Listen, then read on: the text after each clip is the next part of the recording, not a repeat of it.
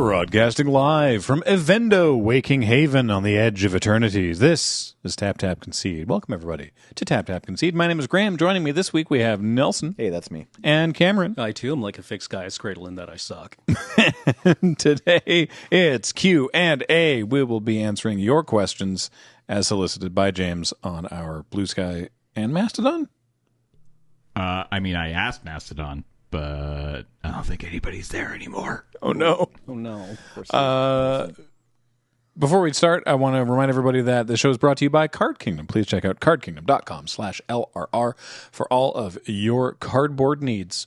You can pre-order, you can probably pre-order Spider-Man already. I don't know. Avatar, maybe. Avatar. Who knows? Yeah. Just last week we were talking about Spider-Man, and now they did a whole preview thing for Avatar. Avatar doesn't come out until November. How long before Card Kingdom just offers you a subscription where it's just like, you're just like, I just want to pre-order whatever comes out. I'm honestly take my kinda money and send me surprised that they stuff. don't. Right? Yeah, like, we'll send you a booster box and a Just like different a kind standing- of booster box. Yeah. Standing And a pre-order. collector booster box. And then also some like draft chaff from the previous set bundled on, to James, just like beef you up. Does Card Kingdom still do that cool bundle?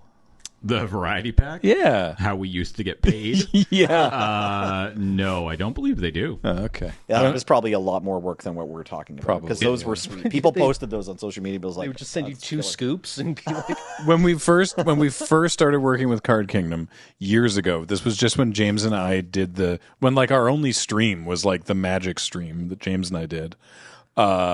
They used to do this thing called like a variety bundle, which was like every time a set came out, you'd get like a booster box and was it the bundle? the Planeswalker deck Yeah. and like, the Fat Pack. and the fat pack. Yeah, and the fat pack. One of each thing on the Basically, item description? Yeah, it was Yeah. basically one of each thing in a bag, and they'd be like, "Yeah, I don't know. Next time you're down in Seattle, which was more frequent in those days for like packs and stuff, they'd be like."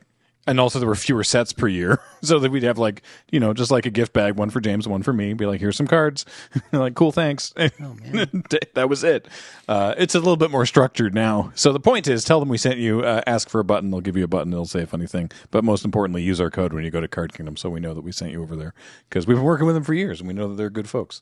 I kind of miss going to PAX Prime. Yeah, yeah. It was kind of a cool show. Yeah. Especially the experience I had of it, which was getting on the floor an hour before everyone else. That's the best. That's the best way to do it. Yeah, the one time I went onto the floor during like civilian hours.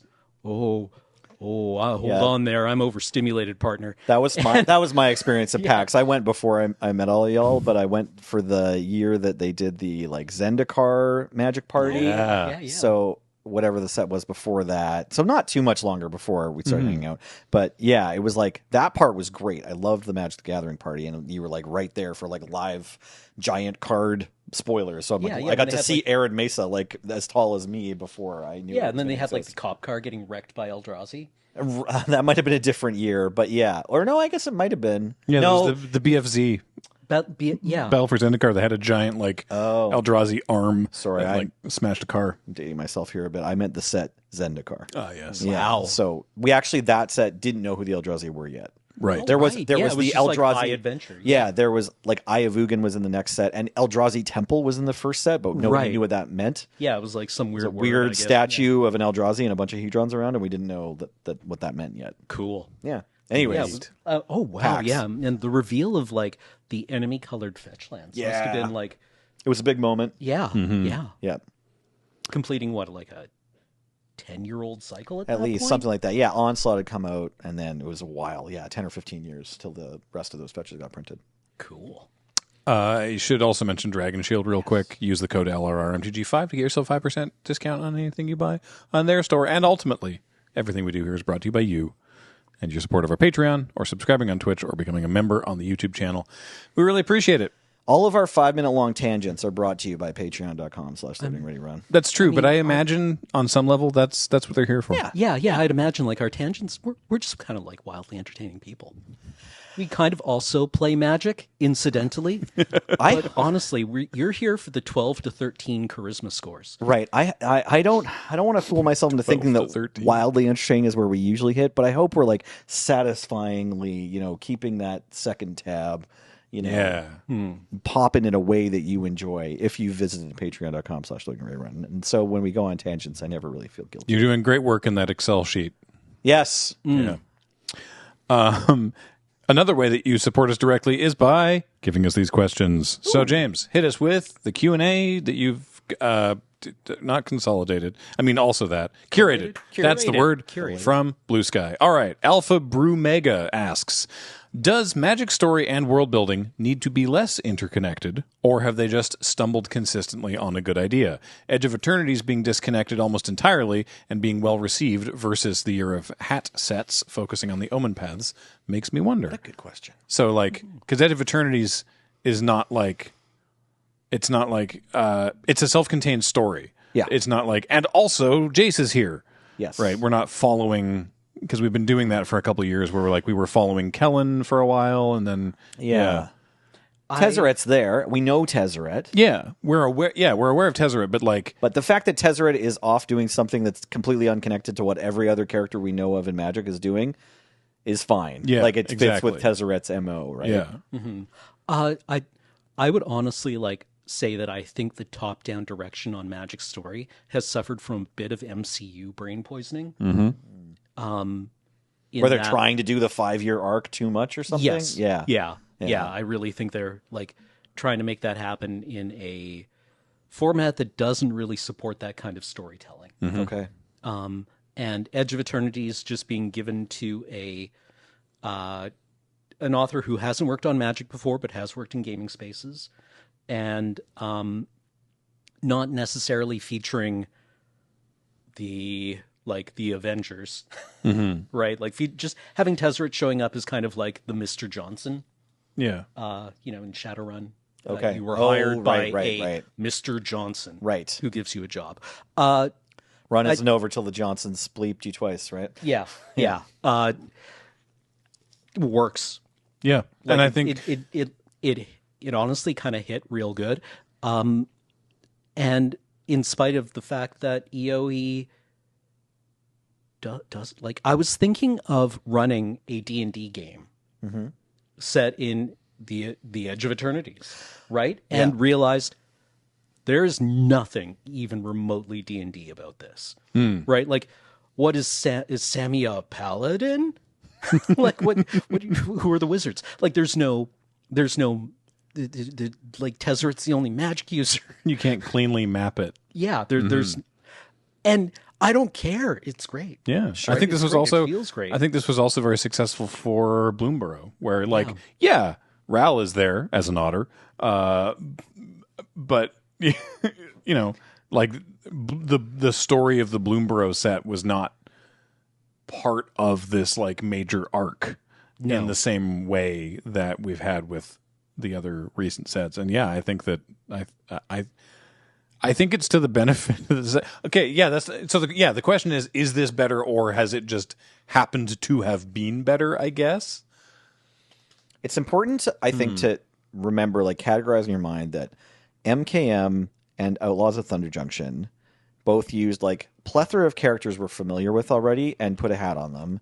But Bloomborough and EOE both didn't really work with many characters we knew, all right? Just a couple Planeswalkers here and there, and then still put a hat on the entire set, right? Like, the set very much still has that, like, everybody in here is an animal. Everybody in here is an astronaut, right? So, like, there's some similarities between these, but they ended up feeling very different, and ultimately, like, I think the ones over here, EOE and Bloomborough, both did a better job of kind of capturing the player's interest, whereas, like, I wanted to be excited for the cowboy set. Like, I'm like, hey, they've never done it, and it's one of the like classic film tropes and music genres and like pieces of very recent important culture that we feel like, just mostly in most parts of the world, I think, feel dissociated from at this point, but kind of just barely, right? It's like recent memory. So it's like culturally relevant still to be a cowboy, I think, or to dress up like a cowboy or whatever, or to act like a cowboy for a moment. So I was excited for what they did with that. And I felt like both those sets just didn't quite work. Although, like, it's not to say that any one piece was a problem, but we've talked about that at length already. And over here, like the Bloomborough and EOE, it's just like, hey, it's important to remember that you guys don't actually need to work with another IP in order to make like a banger set with lore that we all care about, right? Yeah, no, I agree. I guess my takeaway is I think the top-down storytelling, or the top-down like direction towards what the storytelling can be, was not working Okay. for a while for me.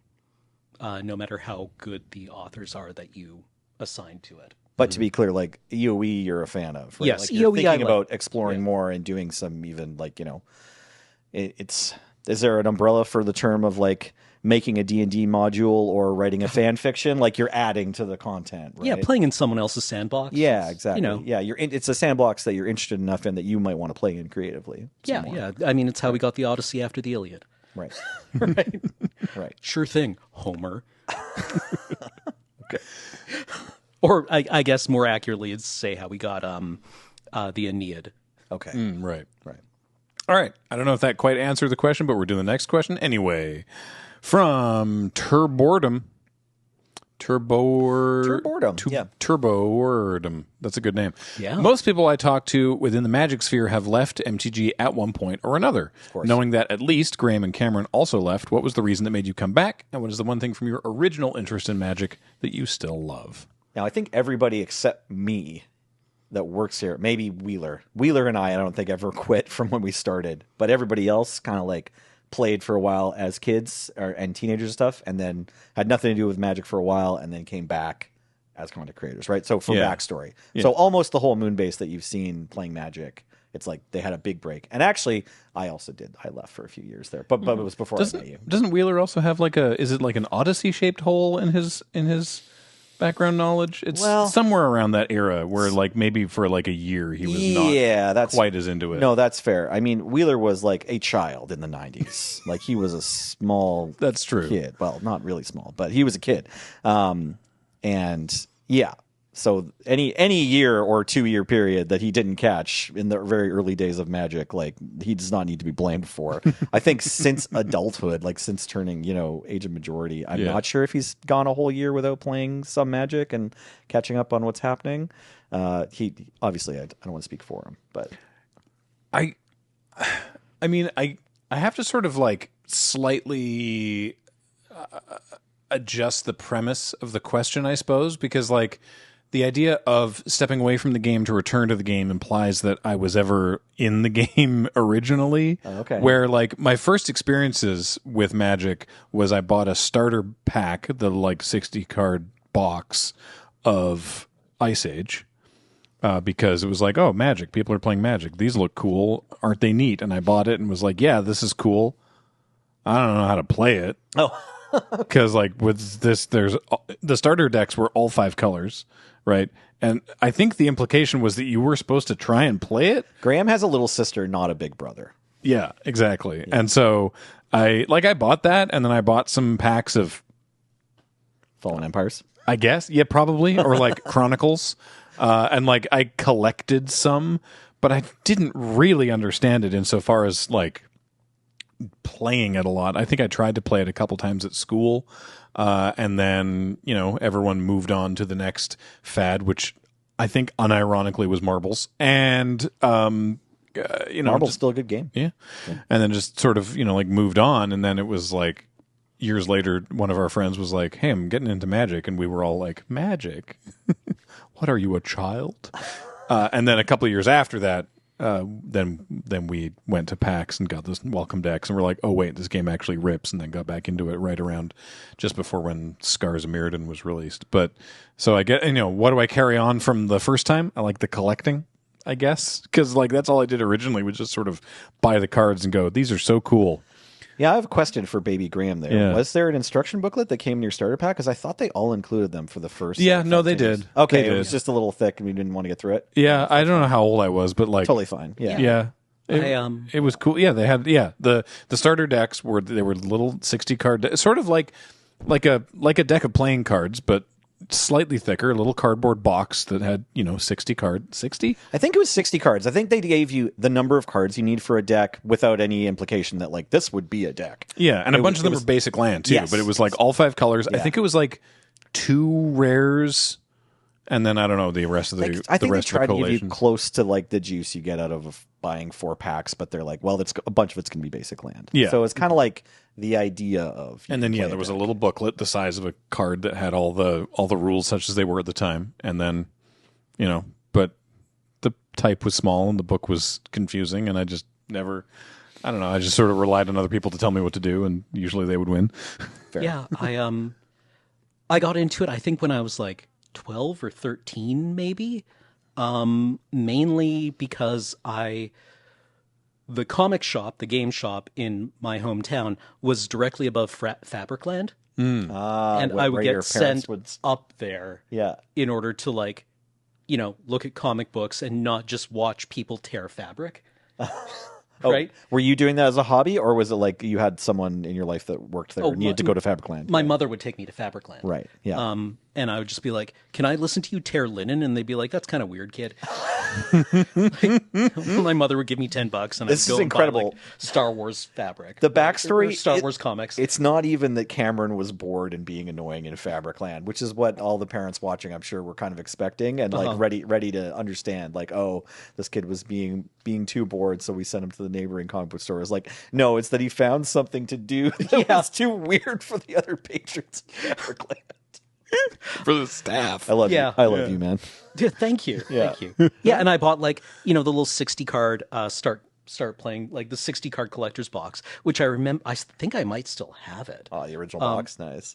Because it was like the classic backing of a Magic card, but the edges were books.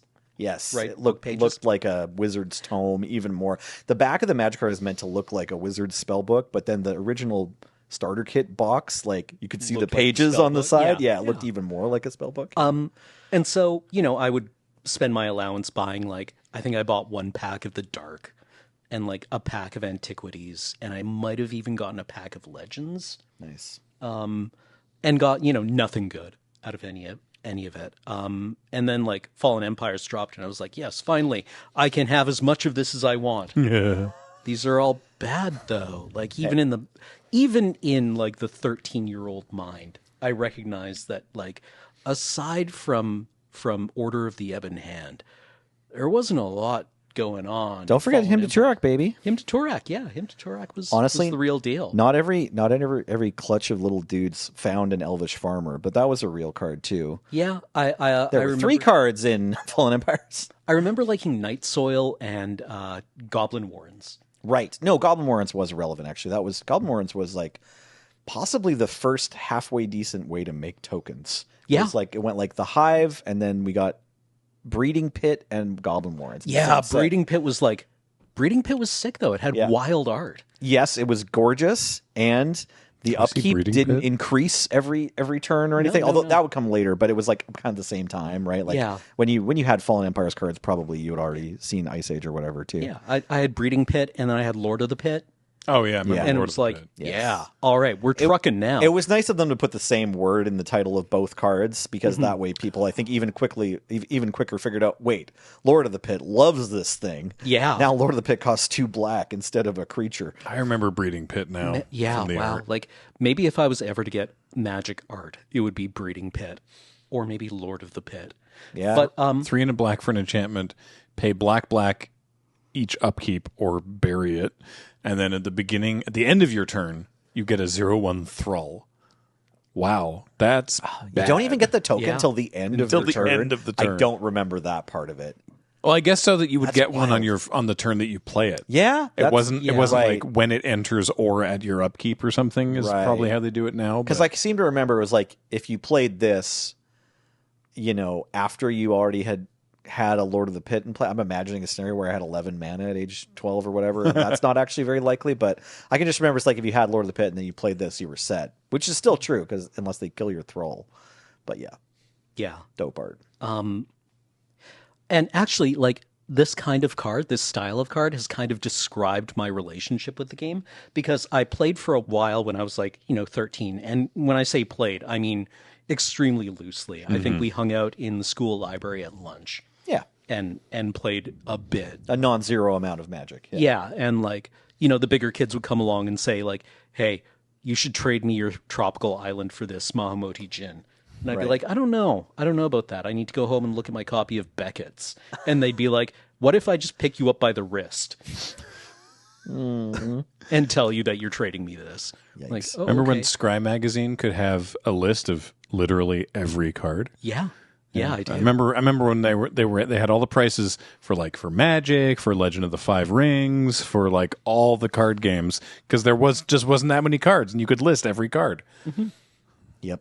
Nonsense. But was the question like what brought you back? Yeah, Yes? yeah. So, okay, I played for a little while, and then, I kind of lost interest, I think, around Ice Age. Sure. Right? Because, my friends all moved on to, driving cars and listening to Nine Inch Nails, which I was in favor of. Okay. And then in university, my friends all played Warhammer. So I did that. Oh no. Yeah. And I played Warhammer for a long time. Then I moved to Victoria, and people here were just getting into Magic. And I was like, wow, I remember Magic the Gathering. I should look at my old cards. And I mean, when I was in university, my friends also got into Magic for I think 2 or 3 months around, I don't know, Apocalypse, Plane Right. I was going to say or maybe Plane it's Shift, and Urza's Block or something Yeah. at that point in your career. Yeah. I don't know. and I got nothing good there either. A friend had a Sabotavik, which I thought was kind of cool. Nice.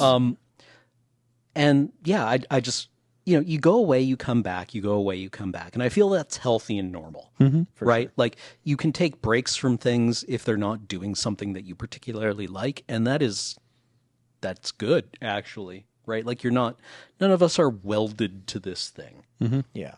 right? Like even us who have kind of a job. Even when we're doing Magic the Gathering as part of like the job stuff that we do, there are still sets where it's like, I'm not really playing this set. Yeah. Yeah. I didn't really play Bloom Barrel. I had 2 or 3 drafts, and I was like, this is all so deterministic. Like, I just didn't find the draft portion fun. I just found like, okay, I mean, I guess I'm in this lane. Okay, that's going to determine all the rest of my picks. Right. Like after halfway through pack 1, I just felt like you were on rails every time in that set. But if I agree though, a few times I've been like, yeah, I'm still making content, but I'm not actually like really actively involved in Magic right now. Yeah. So we sort of like lean in and lean out. Yeah. Yeah. And it's healthy.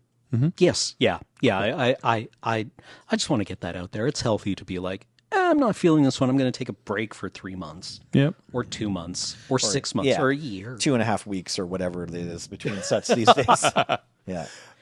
Next, from Bluesky, it's easy to find doomsayers on the internet to help counter that.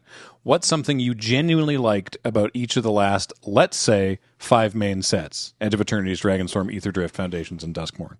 Oh man. All right. How long do you want us to talk about Duskmourn? Leave this one on screen for a sec, James, so that we can refer to it. All right. For me, Duskmourn, I'm going to go in chronological order. Sure. Rooms ruled. Yes. Sure. I think that the limited environment was super fun, and I think Rooms was a big part of that. Let me see. Foundations. It's nice to have a core set again, I guess. I didn't play a lot of Foundations, if I'm honest. Intentional nothing burger set. Yeah. Right? It's supposed to just feel like regular Magic, and it did. Yeah. I can't think of a single card from it that was like, wow, this was like incredibly clever, and I can't believe we didn't have it already. And I don't think they even wanted to do that. No. They're just like, let's give you Magic cards. They're like a foundation for other sets that are coming. Well, Actually, the the starter box. Okay. That was fun. It had like a little... I didn't play it. Yeah. It had like a little cardboard playmat with like the zones, kind of like ours. Okay. And, like a couple decks, and it's very good onboarding, I guess. Okay. Aetherdrift. You know what annoyed me about Aetherdrift? Because I really did not like the theming and the story of Aetherdrift. We do need to say something nice, but I go know. ahead. Was that the limited was actually a lot of fun. Oh, yeah. Max speed was honestly a very cool mechanic. Okay. Yeah. Also, I liked on Arena. I liked the sound effects it made. Now that Edge of Eternities have come out, I kind of want to go back and draft Aetherdrift again because, like, is there a connection of the robots, the blue-white robots from the Edge of Eternities or something? Doesn't so. feel like it. No, Doesn't okay, all although right. Edge of Eternities is huge. Right. So they're probably out there somewhere. Okay. Oh yeah, are they meant to be? They're not meant to be connected, are The they? guide lights? I don't know. Where are those people from? Did we figure that out yet? No. Let me know in the comments. Established. Do you know who I mean? Like the Edge of Eternities robots. Yeah, the little the cute little blue white guys that I loved. Yeah. Dragonstorm, for me, felt like the first time in a while that we were like, Magic the Gathering. That's fair. Yeah. And it was nice to see all the clans from Tarkir again. So I enjoyed that. Also was fun in Limited. Harmonize was a neat. Harmonize is a powerful ability. Harmonize was a powerful ability. Yep. And I don't know. I'm enjoying Edge of Eternities. I don't know. Are you enjoying the Limited play in Edge of Eternities? Edge of Eternities actually sunk its hooks into me, and I played more of that traditional sealed queue that comes out when the set first drops than I think I have in any other set. I was able to like win at that. Basically, I just kept grinding. Yeah, and like I'm down some gems, but I got a lot of sealed queues in. Do you dabble in the Arena Direct at all? Yeah, I shot one bullet and went 2-2. I think I played pretty well. I don't know that I built my deck perfectly. I'm still, I don't think I'll ever be there where I'm like, I don't know if a set can be in play for long enough that I have enough reps at it where I'll feel like I know I built the right deck for sure. Yeah. Yeah. That doesn't seem to happen for me, but I thought I played well. I didn't like egregiously punt or anything. I got kind of unlucky. I think they've adjusted the payouts in a way that is probably pretty good. Yeah, I didn't hate the look of the queue where it's like, okay, if you 4-2, you get all your gems back and you're up actually. Or close to that or something. Yeah. So I was like, that's fine. 4-2 is like actually pretty average for how I was doing in these traditional sealeds. What I didn't realize jumping in was that it was single games. So that maybe would have kept me from going, because often with the opens... You said traditional sealed, so you mean best of three. Yeah. Oh, okay. I've been fairly successful at best of 3 sealed, which... I like more as a format. That's reasonable. I don't mind best of 1 draft so much, because often sideboarding in draft is like not a thing, right? But in sealed, sideboarding should basically always be a thing. Like you should try to respond to your opponent however they beat you in game 1. Like if you can change your deck so that you have something. I like that. Yeah. I was playing a lot of the best of 1 sealed, and I was feeling pretty confident about it. Did you Arena Direct? So I did. I did three attempts. Oh, wow. I did 3. I got 3 and 2. Okay. With a deck that I was like, this is very bad. Which, by the way, 3 and 2 is the worst possible result, because that means you've played the most games with nothing to show for it. You need to get to 4 to get any. Okay, It's so 4 maybe wins. Is it 5 to get your money back then? Because I think with the first, It's 4 wins to be a little under. Yeah. 5 wins to be quite a bit over. Okay. 6. No, hang on. No, it's 3 wins. I can't remember. The payouts were honestly pretty okay. Like, Sure. if you maxed winning without getting to the last step, you got like 17,000 gems or something. Yeah. Anyway, so I went. I went whatever the max wins is without getting anything out of it. Then I just cratered 0-2. Okay. And I was like, no, I've been winning enough at this. I'm doing one more. I'm doing one more. Okay. And I got there. Hell yeah. Yes. Got the box, which is currently sold out, but selling for like $400 US on Card Kingdom. So Sick. Happy with that whenever it arrives. I don't know when that'll be. What was the prize box? A collector booster box of Edge of Eternities. That's awesome, Graham. So, Way to go. thank Congrats. you. Looking forward to cracking that open. My experience with Limited Edge of Eternities was I always unfailingly made the wrong call about when to crew. Right. Station was a pretty well designed When to mechanic, station. I think. Yeah. Station was extremely skill testing, and Warp is pretty skill testing too. Yeah. Warp I loved. Yeah. Yeah, like, oh man, the Drix assassin Okay. that flickers something on warp and O-rings something on play. Oh baby. It's a fun card, hey? I drafted 4 of those in one deck once. Okay. And it was just like the greatest like 0-2 of my life. Right? As like I just made every wrong decision possible. Yeah. And I think That card has like the widest like space between like floor of how good it is and ceiling of how good it is in various games, right? Like I remember a game like when that Drix Assassin is not good, it's just like, wow. Yeah, 4 mana 2 blows. Yeah, this is really bad. Yeah. Yeah. I remember once like there's a black creature that like kills something with ETBs. Oh, the Faller, the 3-1 for 4? That Oh, one, yeah, or yeah. a different- I think it's a 3-1 for 3. And it just kills up to one thing. But if that creature wasn't dealt damage, then its controller draws 2 cards. So you can kill your own creature and just be like, if you have like a 1/1 or something, you'd be like, Okay. I used the assassin on one of those and got like 4 for 1 off of it. It was brutal. Yeah. So like Edge of Eternities is the set where I feel I am the worst at Magic the Gathering. And learning absolutely nothing from any of it. Right. Well, like you learned just, that. You just die so quickly in that format. And I'm like, I don't know what I did wrong. It all happened so quickly. I think what happened is that I got a creature removed that started a cascade of some kind. Or I tapped to station at the wrong time. That being said, to actually answer the question, Duskmourn, love the limited environment. Rooms, 100% agree with Graham. That like that format, I just like felt like I was trucking on all cylinders and like making interesting decisions. And I think the rooms are the best implementation I've seen recently of their thing where they're like, we want you to play a card that like might have some kind of ETB effect, but then you can dump mana into or resources into to generate an effect for once. Right. Or a one-time effect. Like, you know, kind of like Spacecraft. Right. Rooms did a great job of that. Magic Foundations, I've played a reasonable amount of, and I can't remember a single thing about it. It has Zul Asher. Yeah. Well, it seems a bit like, honestly, the set it reminds me most of is Legends. Right. Every time you look at the set again, 12 new cards have been printed into it. Yes. But Battle for Baldur's Gate is still doing that for me, too. Like, just last week, I was like, I've never seen this printing of this card. I didn't know this showcase frame existed. So, that set's like 4 years old now. Ether Drift, I love the little guys. I just love the little blue-white guys. I thought they were cute. And, yeah, they made me happy. Tarkir Dragonstorm, honestly, yeah, a good feeling Magic set. It felt like Magic the Gathering. And EOE, world building, baby. Man, that world building, it's so good. It's not Magic the Gathering, but I don't care. Right? At no point does anyone tap a mountain to cast Lightning Bolt, because that's not what happens at any, like, that would be extremely weird for that to happen. Right.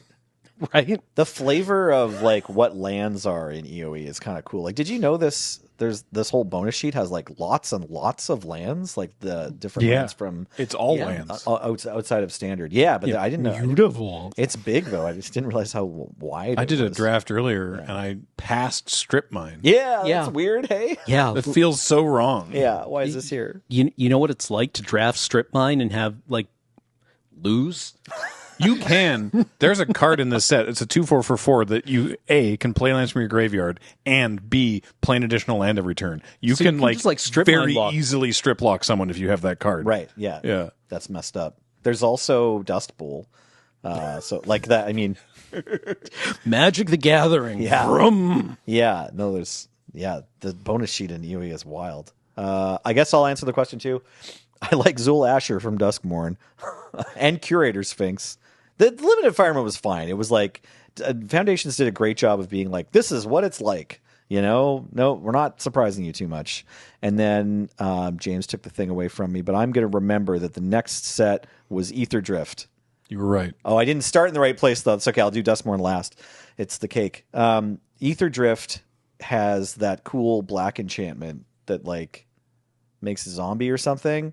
I thought it was cool, too, in a black. Sorry. Ether Drift, max speed is genuinely a cool mechanic. I think it's actually a better constructed mechanic than it is a limited mechanic. In limited, my experience with the speed was just like, well, it's honestly not super fun, and like it's really skill testing, but not in a way I enjoyed. Trying to figure out if you're supposed to spend all your resources trying to deny your opponent from speed, because like their benefit from turning their max speed cards on might not equate to like what you get if you just get into a race instead, like a regular Magic race. I'm trying to deal them magic or deal them damage. I mean, sorry.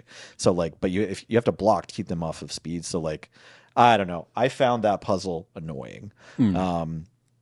But maybe it was great, actually. But in Constructed, it's different because it's a lot more clear-cut, and the cards are more interesting to play with and against when it's just like they have one speed card.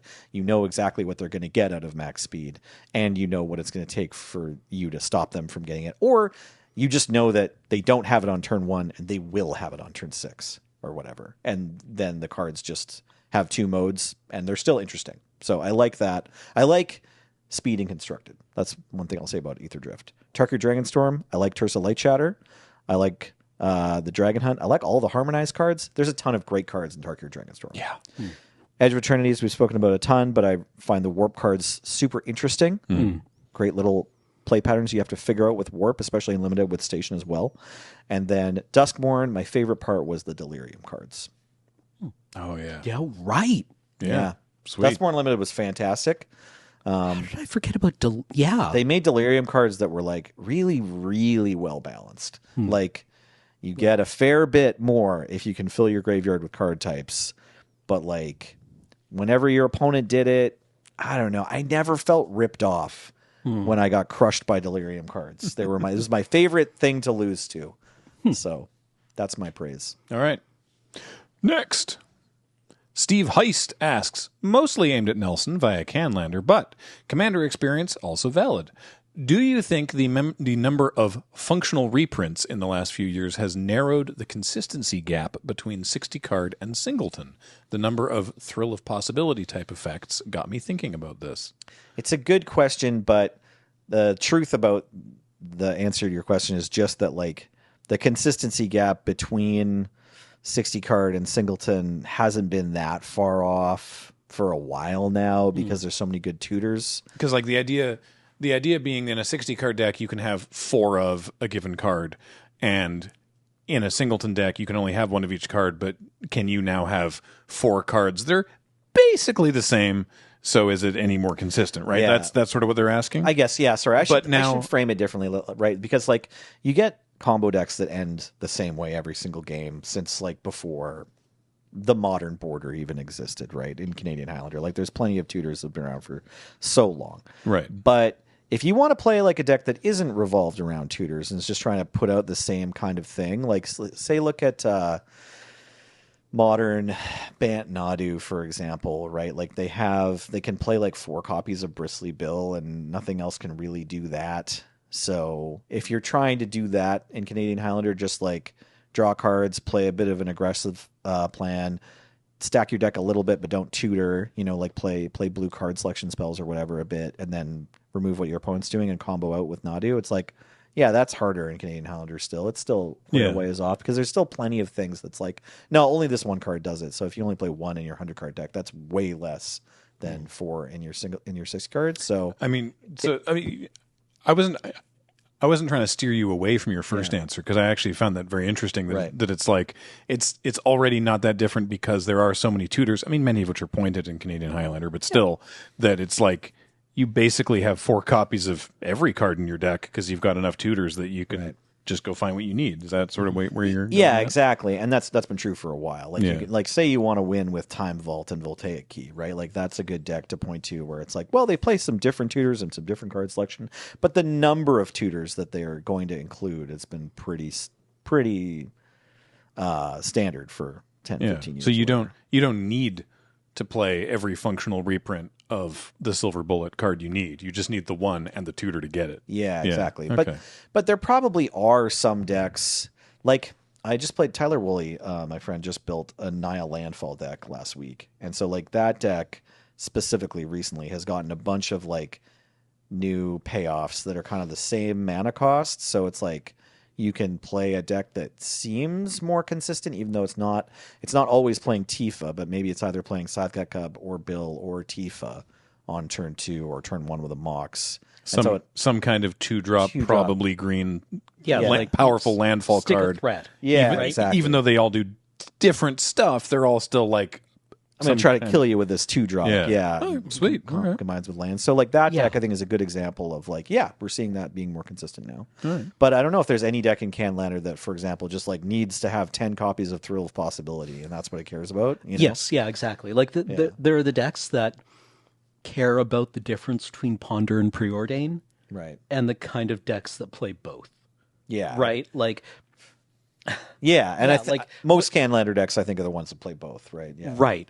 Like I'm just thinking about like building aristocrats and thinking like, well, we've got a new 1-drop that leaves behind a body when it dies.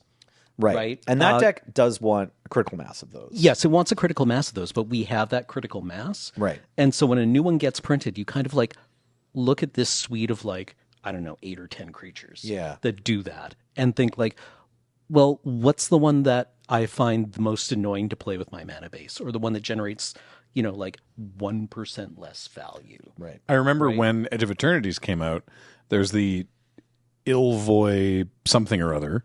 A blue creature? Yeah. Yeah, Yeah, it's it a was the Flying Man. It's a 1/1 yeah. flash flyer for a single blue Yeah. that you can pay 2 and sacrifice it to draw a card. Right. And we did like our like release day draft here. I was like, hey, new Flying Men. Yeah. And Wheeler was like, yeah, this doesn't get into Flying Men.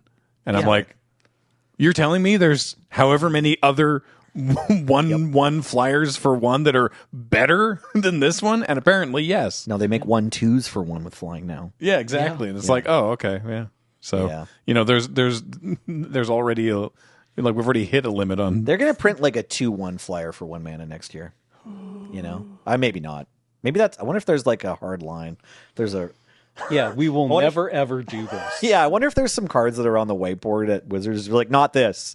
Don't get it this good. They have like Ocelot Pride just like like a- next to it. There's like a doomsday clock. Yeah, exactly. Yeah, there's some card that's like Ocelot Pride, but there's one thing better about it or whatever. There's like, we can never cross this line. Next.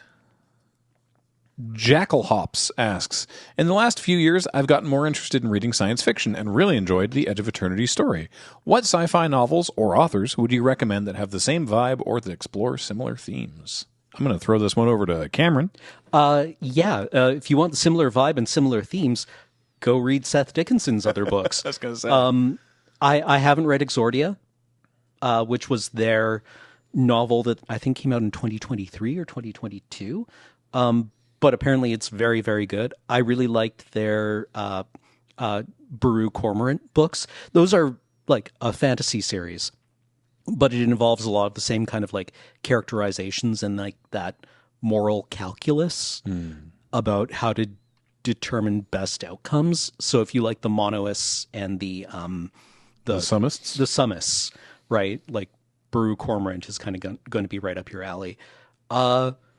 If you just want the quick fix, I highly recommend reading the Books of Sorrow from Destiny, which are just like, even if you don't play Destiny, I think they're self-contained and fun microfiction that you can probably burn through in like an hour. And the most important thing to take away from that is never to play Destiny, right? Don't let that convince you to play Destiny. Don't you two both play Destiny? I've been thinking about booting it up. They made I've it free. been off Destiny for a while, All right. mainly because they laid off like several hundred people a couple of years ago, and I was like, this doesn't feel good for me anymore. Okay. I haven't played in a while either, for different reasons, though that's very valid. Mine was just like, I had other stuff to do, and I can only do so many things. But I mean, the thing is, Destiny is really fun. yeah, it's gotten by for years and years on the fact that the actual moment-to-moment gameplay feels really good, Man, and the art direction is unparalleled. I am so bad at the PvP. And everything else about the game feels like ass. Like the grinding is yeah. miserable, but It's one of those games- fun to play. Yeah, one of those games that wants all of your time and is very good at taking all of your time. Oh, yeah. Okay. And I I'm don't have so room for bad at the PvP, but when you do trials and you like slide around a corner and like dome someone with a shotgun, that feels great. Nice. I once sniped a Dawnblade in the middle of their super. That felt amazing to win the game. This is a very cool thing he did. Yeah. I believe. I imagine a super is like an ultimate from Valorant. Yeah. Yes. Yeah, So they yeah. like do a little animation sequence or whatever, but they're also vulnerable like for a brief period of time in the middle. or something? Dawnblade is this like super where suddenly your character can fly and throw flaming swords that will one-shot other guardians. Right. They've got a little bit of travel time, but they seek. Oh, And you're very like you've got an in-air dodge, okay. and you can like plummet to the ground as well. So you're hypermobile, you're very dangerous, you've got damage reduction, but one to the dome will still put you Yeah, down. you still die if you get shot in the head. Yeah, fair enough. So like it was basically like a flick shot Right. with a sniper rifle, and 1 in a million, not luck based at all, just or not skill based at all. This was 100% me going, ah! Okay. Yeah, and then everyone picked me up on Clip their it. shoulders and carried me around. Yeah. Everyone clapped. But back to the question. Yes.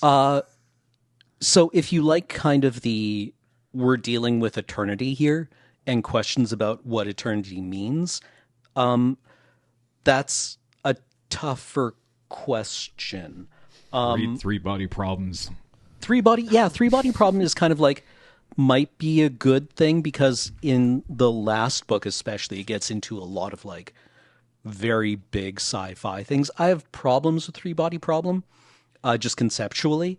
Like it's kind of interesting in that it is a series of novels where the main threat is that other people who are vastly more powerful than you might be kept up at night by the idea that neo-Malthusianism is a problem that they need to address. But if you like the idea of a vast interstellar polity that is just trying to keep various morons from killing each other, the Culture series is very good, right?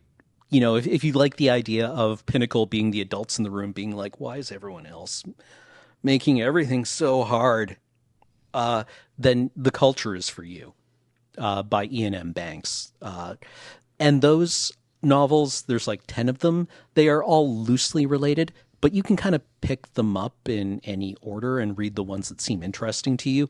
The only ones that I would recommend being read in order are Consider Phoebus and Look to Windward, which are more or less like Look to Windward is basically a direct sequel to Consider Phoebus. All right. Okay. I think that's a fulsome answer, unless you have... Yeah, like Three Body Problem, I actually think, credit to James on that one for calling that. All right. Another. All right, I got a couple more. We'll do two more, and they're more on the sort of goofy, casual side, so... Hell yeah. There you go.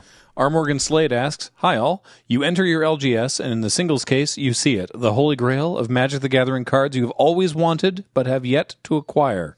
What is it, and why do you covet it so? Beta Bolt. Oh, nice. I should have bought a Beta Bolt when they were like $50, like 10 years ago. Sorry. What's Now a Beta they're Bolt now? about $350, $400. Yeah, it might be $500. something Yeah, like that. that's like American. It depends. Like the Beta Bolt, all of the Beta cards have like a very wide set of prices because many of them are not in good condition. So... Yeah. Our friends over at CardKingdom.com have a Beta Lightning Bolt In stock? They have a few. This is an EX quality, $320 US dues. You could get a G, which is the lowest grade they give, for $160. Right. So it might not be entirely black bordered. Yeah. Yeah, like this was, Oh, man. What else would be great? I want my tropical island back that was stolen from me in grade 9. That's fair. Give me back my tropical island. If you're the drug dealer who accepted my tropical island for a bag of weed in like 1994. Right? Also, And now you watch our content? I got my Argivian archaeologist jumped from me. Well, no, I guess I got, I don't know, scammed, stolen. It's like, Kid says, you want to trade cards? And there's like 3 of us trading cards out in the field outside of school. And so I just let him look through my traders. And then later I get my traders back. And like, I'm out my Argivian archaeologist. And I like asked the one other person if they were there. And I like trust them. So then this other kid like apparently has stolen cards from other people. And I'm like, oh, cool. I didn't know that. And I just like let them riffle through my box. Yeah. I don't know what else they took. But I know I'm missing that card because I wanted to put it in a deck the next week after deciding I don't want to trade it. So... that was too bad. I don't have an Argivian archaeologist anymore, and I kind of like that card because it's sort of it's kind of a anachronistic or like outside of Magic looking card because the art is just like a dude in regular clothes, basically. I think he even has glasses. It's just like here's this professor guy who's like looking through the the fossil record on Dominaria or whatever, and it just looks like a regular guy. Plus, it's a cool card.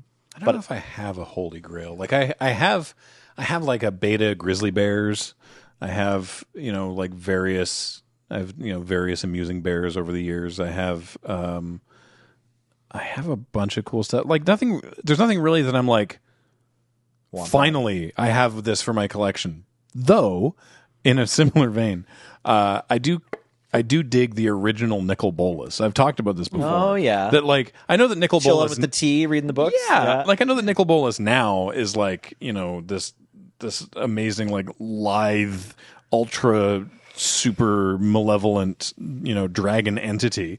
But with the original Elder Dragon Legends, you know, he's just, you know, he's reading a book, he's sitting in a library. He's kind of just a little guy. Yeah. Yeah. Was this ever printed in black border? Oh, yeah. Legends was black border. Okay. Then I guess a black border Nicol Bolas. I'm sure it's very expensive, but It's probably not as expensive as that Beta Bolt, though. probably not. Yeah, because it doesn't get played. Right. Yeah, it's just collectors like you who want this. Yeah. Yeah. Right? I guess there's 4 cards that are like kind of on the bucket list for the Canadian Highlander collection. They're only one of them is super playable. So I've never owned a Candelabra, and that's like a playable one. It's just like all of these cards are like they've been on my radar for decades, and like I've never been like I wanted enough to pay the money, right? So I've never owned a Candelabra, I've never owned a Tabernacle, I've never owned a Moat. So that's an Antiquities cards and 2 Legends cards, and like. If I had owned them, I would have played them a couple times in the last 20 years. Like, not a ton. Maybe the Candles more and more lately. And then I also, in the same vein, I did own a Mishra's Workshop for a little while. And I played it for like 6 months and was just like, yeah, I don't care enough to not sell it the next opportunity I had. It's the same kind of thing where it's like, it's good. It is playable. It's just all of these cards are like very expensive and give you about the same like increase in power that your deck gets from, I don't know. I can't say White Plume Adventure. I can't say Ragavan. I want to say like the Soporific Springs or something, you know, like it's like one of those lands that you can play as a spell on the other side. Something like that. Where it's like most Tabernacle of at Pendrell Vale is a very cool card. Yeah. But it's not going to make your Canlander deck what it like $1,200 more powerful. Yeah, like maybe like Voracious Varmint is a good comparison. Like that's 1 and a green for a 2/2 Vigilance that you can sacrifice to destroy an artifact or enchantment. Whereas before you were playing a 2/2 for 1 and a green that you can sacrifice to destroy a creature or enchantment, but doesn't have Vigilance. And it's like imagine paying $1,400 to put Vigilance on that creature. Yeah, that's how it feels to me to buy a Moat. Yeah, is it kind of like what was the you know you have Prodigal Sorcerer for 2 and a blue, Yeah, and then in Urza's block you got a Flying Prodigal Sorcerer for 1 and 2 blue, right. That's a better card. Yeah, I guess, especially if you're mono blue. Yeah, You know, but is it actually? but yeah, I They guess have a surprising number of Tabernacles in stock at Card Kingdom. Yeah, I mean these are all cards that people knew were good in the 90s even, right? Like Candelabra is a weird one where it's like there's some like uses for Candelabra this, and High Tide, right, yeah. were printed like what 2 sets apart. 2 sets apart, yeah. something like that, But yeah. you know, Storm didn't come along for. Yeah, but Candelabra also just like it's kind of always been a cool card. Like even if and like Maze of Ith came out in the dark too, so it was like there's all these niche uses. Like everyone, I suppose- even as kids, we were like, there's going to be something this does. Yeah. If you couldn't channel Fireball, you could Candelabra High Tide Fireball. Sure, right? Exactly. And then Moat, like obviously a very powerful oblique effect that like people have glommed onto Play immediately. Moat, play Sarah Angel. Yeah, same like, with do something about it. Same with Tabernacle. It's like, oh well, this card's pretty messed up. Like none of them have ever been like the cheapest card ever. So For context, for those at home, Card Kingdom has Near Mint EX, which I guess is extremely good, very good, and good. okay, What do you think is a very good Tabernacle going gotta for be it? $1,900 right now. sure. Very good. Tabernacle is $1,450. I guess. $26.39. Ah, okay. Yeah, no, sure, It's okay. gone up. Yeah, you could tell me any number, and I would be like, yeah. They also have a slabbed 9.5 for $5,000, There you go. which you also can't play. You can unscrew it, can't you? You're not going to get that value anymore. right? Can you? The slabs aren't indestructible, are they? Are they? You don't unscrew. No, you don't unscrew it. You Yeah. crack it. You break them. Yeah. Okay. Yeah, When you- it's when you like what slap happened to my something, yeah. Cavern Harpy. Rip. Oh, right. What's that story? Last year at Amsterdam. Oh. when we were doing the thing where it's like, hey, we'll grade your card, Right. and I was like, hey, my foil cavern harpy, I would like it graded. And it came back as like, I think like a 7 or something. Okay. But slabbed. Oh. And I was like, I was hoping to play this later this afternoon. I didn't realize it would come back slabbed. And like, that was probably me not reading the fine print Yeah. of the thing. But I was like, oh, this is going to be hard to shuffle. Incredible. I think we got you got it another one. back. Yeah. Yeah. Good. Yeah, some dealer had a cavern harpy for you. Yeah. Whatever. yeah, we found another cavern harpy. Nice. It's unlike so a similar thing happened with they were doing a bit with like to give us the thing, well like we'll slab it and grade it and all that, and some of us were just doing like this I guess, and you and Kathleen both did like a card that like Kathleen's was her Bitter Blossom, which was fine. It was like a 6.5, like it and she knew it wasn't great, but it was in her commander deck that she brought to the show, and this was Amsterdam, right? And it's like, this was the one I was going to play this weekend. Can you take it away and crack this open and give it back to me? Because I didn't realize. And so same sort of thing. So they were like, oh, shoot. Yeah, I guess. So they took it away, brought it back the next day, and like, here you go. Brutal. Actually, I would like to amend my answer to this question and say that my holy grail would be a playset of foil Veronique Meigneau Zendikar full arts. Oh. Okay, so what is a playset? Or like a draft set, I guess. Like Do you want 10 10? of each? Sure. 10 of each of those? Just the original Zendikar arts? Yeah. All 5? Yeah. I love her use of color. No, you I gotta love the oranges in the island. I love the blues in the mountain. That one's more doable. You could hack away at that if you want. You got to get 16, not 10. 16? Yeah, in case you go monocolor. Yeah, unless you draft a monocolor deck. Yeah. What are you going to do? then? Put Slum it. Just for when you monocolor, you slum it. Ugh. And you know what you do? You go through the Moonbase box and you try to use one of your foil Veronique Meigneaus and get like 15 other different arts. Then I would have to double sleeve all of my draft decks. Which I like. I've done it that. Feels nice. It's not that bad. You get faster at it over time. Yeah. Yeah. All right, James, what's our last one? Chris Staple asks, FMK play booster draft sealed and cube. Well, you got to put a ring on the cube. Who we killing here? Boy, that's the tough one. Yeah. That's the tough one. I love all of these. I'm down to F or M, any of them. Yeah. That's wild. I instantly knew exactly what my answer was when I saw this. Sealed has turned around for me recently. Yours is sealed, right? Like James? this past year, I've been enjoying sealed like more than I can remember. I played a bunch of Final Fantasy sealed and a bunch of EOE sealed, and it's been really fun. Is that yours, James? You kill sealed? I kill seal, I marry cube, and I F play booster draft. Sure.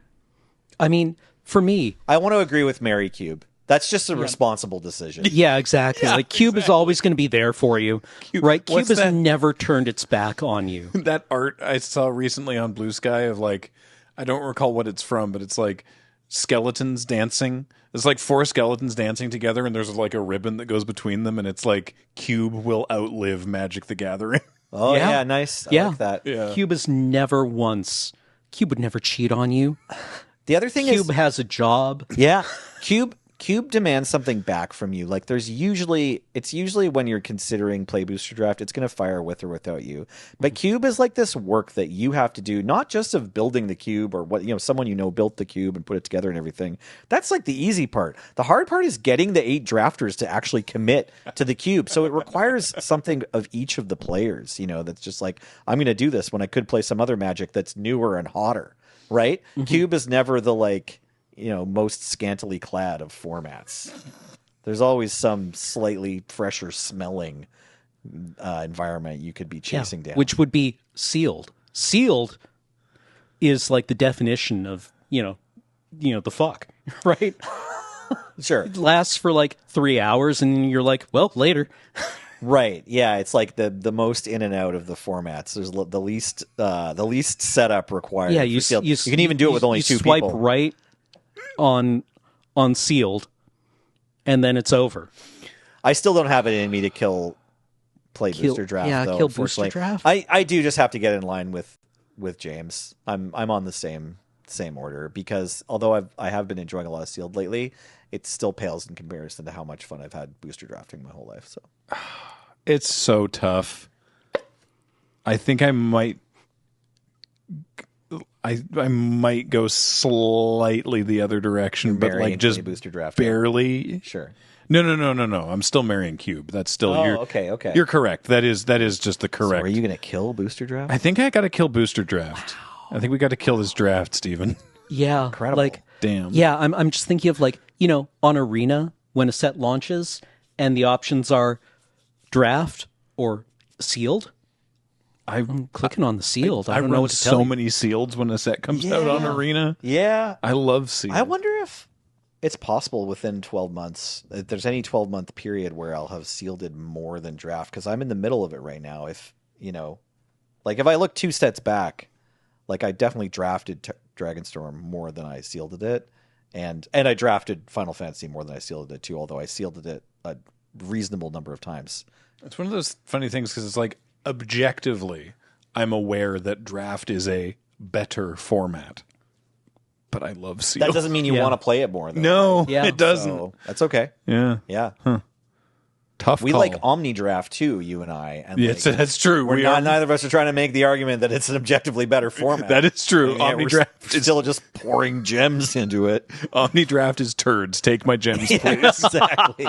Yeah, I would like to grind my gems up in the Omni Draft pasta machine. yeah. Yeah, or sausage machine or whatever. Yeah. All right, there we go. Yeah. You asked, we answered. We're Yep. all marrying Cube Draft. Yep, it's going to be a great wedding. Yeah, actually. Yeah, Yeah. That's Cube it, right, Draft James? 7 Cube people are going to show up. is a Yeah. great dancer. Yeah, that's it. All right, great. Well, that's been TapTapConcede for this week. A reminder, that, as we mentioned a couple times, Card Kingdom brings you this show amongst our many delights here on the LRRMTG YouTube channel. Thank you, Card Kingdom. Also, shout out to Dragon Shield. Use the code LRRMTG5 to get yourself a 5% discount on things on their store. And most importantly, as ever, everything we do is brought to you by you. Being on our supporting on our Patreon or becoming a member on this YouTube channel. We really appreciate it. Until next time, I have been Graham, joined by Nelson. That was me. Cameron, and James on tech. Heather gets these online. Thank you all so much for watching and listening, and we'll talk to you next time. Bye, everybody.